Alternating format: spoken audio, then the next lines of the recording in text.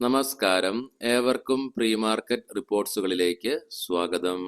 ഇന്ന് സെപ്റ്റംബർ 8, 2025 തിങ്കൾ. അങ്ങനെ നമ്മൾ ഈ മാസത്തെ രണ്ടാമത്തെ ആഴ്ചയിലേക്ക് പ്രവേശിക്കുകയാണ്. വെള്ളിയാഴ്ച പ്രോഫിറ്റ് ബുക്കിങ്ങിനെ തുടർന്ന് നമ്മുടെ മാർക്കറ്റ് ഫോൾ ആയെങ്കിൽ കൂടിയിട്ടും ലോവർ ലെവൽസിൽ ഉടലെടുത്ത ബൈയിങ് ഇൻട്രസ്റ്റിനെ തുടർന്ന് റേഞ്ച് ബൗണ്ടോട് കൂടിയിട്ടുള്ള സെക്ഷൻ ആയിരുന്നു ദൃശ്യമായതെങ്കിലും ഫ്ലാറ്റ് ആയിട്ടാണെങ്കിലും പോസിറ്റീവ് ബയാസോടുകൂടി നേരിയ നേട്ടത്തോടുകൂടി നമ്മുടെ മാർക്കറ്റിനെ വ്യാപാരം അവസാനിപ്പിക്കുവാൻ സാധിച്ചെങ്കിലും വിദേശ ധനകാര്യ സ്ഥാപനങ്ങൾ വെള്ളിയാഴ്ചയും ക്യാഷ് മാർക്കറ്റിൽ 1304.91 കോടി രൂപയ്ക്ക് സെല്ലിംഗ് തുടരുന്ന കാഴ്ചയാണ് കണ്ടത്. അതേസമയം ആഭ്യന്തര ധനകാര്യ സ്ഥാപനങ്ങൾ 1821.23 കോടി രൂപയ്ക്ക് ബൈയും നടത്തുകയുണ്ടായി.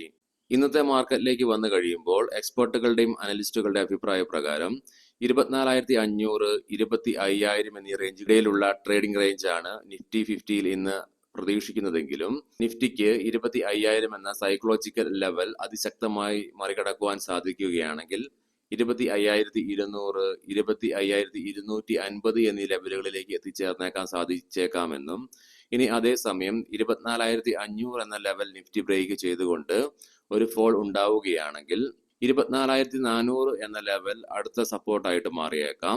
ഈ ലെവലും നിഫ്റ്റി ബ്രേക്ക് ചെയ്യുകയാണെങ്കിൽ സെല്ലിംഗ് പ്രഷറും അനുഭവപ്പെട്ടേക്കാം.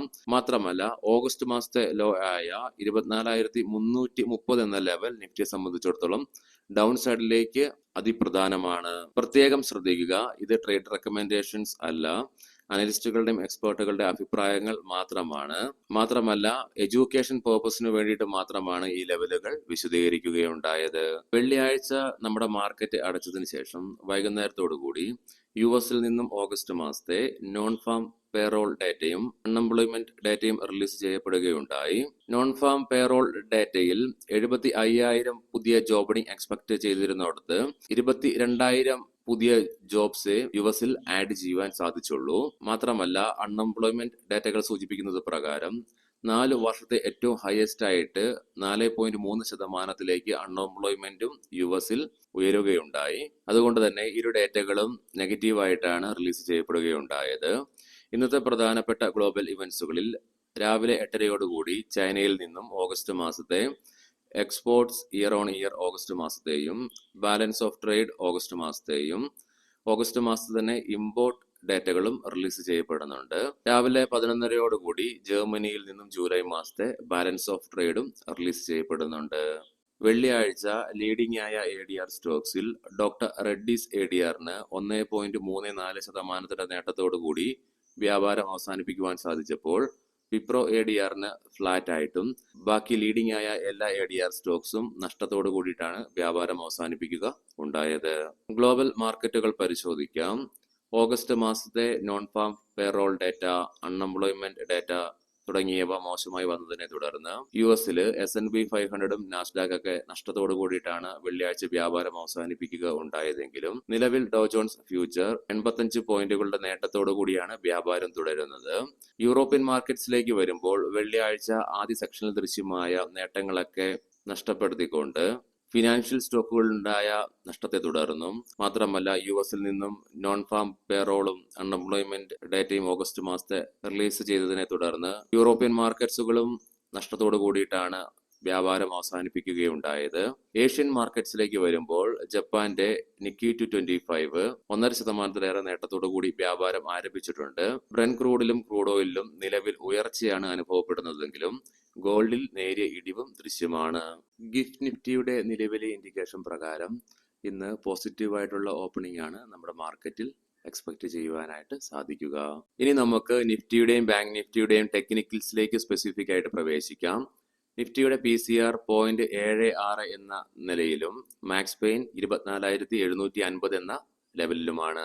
ബൈയിങ് ഇൻട്രസ്റ്റ് ലോവർ ലെവലിൽ നിലനിൽക്കുമ്പോഴും അണ്ടർലൈങ് ബെയറിഷ്നെസ്സിനെ സൂചിപ്പിച്ചുകൊണ്ട് ലോങ് ലോവർ ഷാഡോയോട് കൂടിയിട്ടുള്ള ബെയറിഷ് കാൻഡിൽ സ്റ്റിക് പാറ്റേൺ ആണ് നിഫ്റ്റിയുടെ ഡെയിലി ചാർട്ട്സിൽ നിന്നും ദൃശ്യമാകുന്നത്. വെള്ളിയാഴ്ച നിഫ്റ്റിക്ക് അതിന്റെ ഷോർട്ട് ടൈം മൂവിംഗ് ആവറേജ് ആയ 20-ഡേ EMAയുടെ മുകളിലായിട്ട് വ്യാപാരം അവസാനിപ്പിക്കുവാൻ സാധിച്ചെങ്കിലും നിലവിൽ നിഫ്റ്റി അതിന്റെ മിഡ് ഡേ മൂവിംഗ് ആവറേജ് ആയ 50-ഡേ EMAയുടെയും മാത്രമല്ല ഷോർട്ട് ടൈം മൂവിംഗ് ആവറേജ് ആയ 10-ഡേ EMAയുടെയും താഴെയായിട്ട് തന്നെയാണ് വ്യാപാരം അവസാനിപ്പിക്കുകയുണ്ടായത്. വീക്ക്ലി ഓപ്ഷൻസ് ഡാറ്റ പ്രകാരം 25,000 എന്ന സ്ട്രൈക്കിലാണ് കോൾ സൈഡിലേക്ക് ഏറ്റവും കൂടുതൽ ഓപ്പൺ ഇൻട്രസ്റ്റ് കാണുവാൻ സാധിക്കുന്നതെങ്കിലും 25,100 എന്ന സ്ട്രൈക്കിലാണ് ഏറ്റവും കൂടുതൽ കോൾ റൈറ്റിംഗ് ദൃശ്യമാകുന്നത്. എന്നാൽ പുട്ട് സൈഡിലേക്ക് 24,000 എന്ന സ്ട്രൈക്കിലാണ് ഏറ്റവും കൂടുതൽ ഓപ്പൺ ഇൻട്രസ്റ്റ് ദൃശ്യമാകുന്നതെങ്കിലും അതേ സ്ട്രൈക്കിൽ തന്നെയാണ് ഏറ്റവും കൂടുതൽ പുട്ട് റൈറ്റിംഗും ദൃശ്യമാകുന്നത്. ബാങ്ക് നിഫ്റ്റിയുടെ PCR 0.87 എന്ന നിലയിലും മാക്സ് പെയിൻ 54,500 എന്ന ലെവലിലുമാണ്. ബാങ്ക് നിഫ്റ്റിയിലും നിഫ്റ്റിയിലെ പോലെ തന്നെ അണ്ടർലൈങ് ബെയറിഷ്നെസ് നിലനിൽക്കുമ്പോഴും ലോവർ ലെവൽസിലുള്ള ബൈയിങ് ഇൻട്രസ്റ്റിനെ സൂചിപ്പിച്ചുകൊണ്ട് ലോങ് ലോവർ ഷാഡോസോട് കൂടിയിട്ടുള്ള ബെയറിഷ് കാൻഡിൽ സ്റ്റിക്ക് പാറ്റേൺ തന്നെയാണ് ഡെയിലി ചാർട്ട്സിൽ നിന്നും ദൃശ്യമാകുന്നത്. അതേസമയം ബാങ്ക് നിഫ്റ്റിക്ക് വെള്ളിയാഴ്ചത്തെ ക്ലോസിംഗോട് കൂടി അതിന്റെ 200 ഡേ EMAക്ക് മുകളിലായിട്ട് വ്യാപാരം അവസാനിപ്പിക്കുവാൻ സാധിച്ചെങ്കിലും 100 ഡേ EMAയുടെയും ഷോർട്ട് മിഡ് ഡേ മൂവിംഗ് അവറേജുകളുടെയും താഴെയായിട്ട് തന്നെയാണ് വെള്ളിയാഴ്ചയും ബാങ്ക് നിഫ്റ്റി വ്യാപാരം അവസാനിപ്പിക്കുകയുണ്ടായത്. മന്ത്ലി ഓപ്ഷൻസ് ഡാറ്റ പ്രകാരം 56,000 എന്ന സ്ട്രൈക്കിലാണ് കോൾ സൈഡിലേക്ക് ഏറ്റവും കൂടുതൽ ഓപ്പൺ ഇൻട്രസ്റ്റ് കാണുവാൻ സാധിക്കുന്നത്. അതേ സ്ട്രൈക്കിൽ തന്നെയാണ് ഏറ്റവും കൂടുതൽ റൈറ്റിംഗും നിലവിൽ കാണുവാനായിട്ട് സാധിക്കുക. അതേസമയം പുട്ട് സൈഡിലേക്ക് 54,000 എന്ന സ്ട്രൈക്കിലാണ് ഏറ്റവും കൂടുതൽ ഓപ്പൺ ഇൻട്രസ്റ്റ് കാണുവാൻ സാധിക്കുന്നതെങ്കിലും 55,000 എന്ന സ്ട്രൈക്കിലാണ് ഏറ്റവും കൂടുതൽ റൈറ്റിംഗ് നിലവിൽ ദൃശ്യമാകുന്നത്. ഇന്നത്തെ പ്രധാനപ്പെട്ട സ്റ്റോക്കിംഗ് ന്യൂസുകൾ പരിശോധിക്കാം. മുൻകൂട്ടി ഓർമ്മിപ്പിച്ചുകൊള്ളട്ടെ, ഇതൊരു ബൈ ഓർ സെൽ റെക്കമെൻഡേഷൻ അല്ല.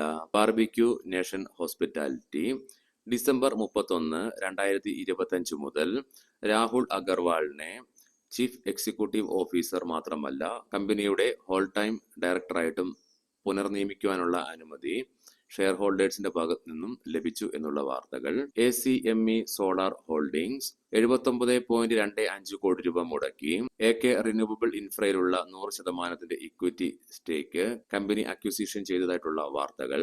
PNB housing finance non convertible debentures വഴി മാക്സിമം 5,000 കോടി രൂപ ഫണ്ട് റേസ് ചെയ്യുവാനുള്ള അനുമതി കമ്പനിയുടെ ബോർഡിന്റെ ഭാഗത്ത് നിന്നും നൽകി എന്നുള്ള വാർത്തകൾ. വെൽസ്പൺ ലിവിംഗ് കമ്പനിയുടെ ചീഫ് ഫിനാൻഷ്യൽ ഓഫീസർ ആയിരുന്ന സഞ്ജീവ് ഗുപ്ത റിസൈൻ ചെയ്തു എന്നുള്ള വാർത്തകൾ. ഒക്ടോബർ 15, 2025 അദ്ദേഹത്തിന്റെ സ്ഥാനം ഒഴിയും. HFCL കമ്പനിയുടെ സബ്സിഡറിക്ക് $40.65 മില്യൺ അഥവാ 358.38 കോടി രൂപയുടെ ഒപ്റ്റിക്കൽ ഫൈബർ കേബിൾസുമായി ബന്ധപ്പെട്ട എക്സ്പോർട്ട് ഓർഡർ ലഭിച്ചു എന്നുള്ള വാർത്തകൾ. സീഗൽ ഇന്ത്യ 147 മെഗാവാട്ടിന്റെ സോളാർ പവർ പ്രൊജക്ടുമായി ബന്ധപ്പെട്ട് മഹാരാഷ്ട്ര സ്റ്റേറ്റ് ഇലക്ട്രിസിറ്റിയുടെ ഭാഗത്ത് നിന്നും കമ്പനിക്ക് ഓർഡർ ലഭിച്ചു എന്നുള്ള വാർത്തകൾ. ടൈം ടെക്നോപ്ലാസ്റ്റ് ഏകദേശം 200 കോടി രൂപ മുടക്കി ബുള്ളിൻഡ് പാക്കിങ്ങിന്റെ 74% സ്റ്റേക്കിന്റെ അക്വിസിഷനുമായി ബന്ധപ്പെട്ടുള്ള മെമ്മോറം ഓഫ് അണ്ടർസ്റ്റാൻഡിംഗിലേക്ക് കമ്പനി പ്രവേശിച്ചു എന്നുള്ള വാർത്തകൾ. ഏവർക്കും നല്ല ഒരു ട്രേഡിംഗ് ദിനം ആശംസിക്കുന്നു. വൈകുന്നേരം പോസ്റ്റ് മാർക്കറ്റ് റിപ്പോർട്ട്സുമായിട്ട് കണ്ടുമുട്ടാം. നന്ദി, നമസ്കാരം.